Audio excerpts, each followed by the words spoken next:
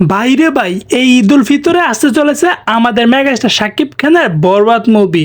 গেল 27শে ফেব্রুয়ারি ড্রপ করা হয়েছিল বরবাদ মুভির টিজারটি তুমুল পরিমাণে নেট দুনিয়ায় ভাইরাল হয়েছিল। তারপরে রিলিজ হয় বরবাদ মুভির রোমান্টিক গানটি। প্রীতম হাসানের কণ্ঠে এই রোমান্টিক গানটি তুমুল পরিমাণে আলোচনা সৃষ্টি করে নেট দুনিয়ার মধ্যে।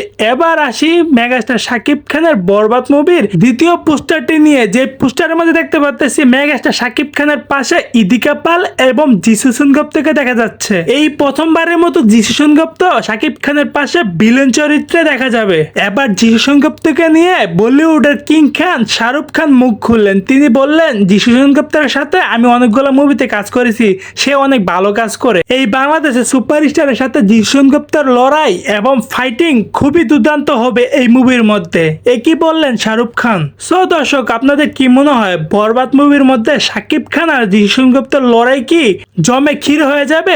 অবশ্যই মতামতটি কমেন্ট বক্সে জানাবেন। আজকের ভিডিওটা এই পর্যন্তই। চ্যানেলটি সাবস্ক্রাইব করে রাখবেন পরবর্তী ভিডিওর জন্য।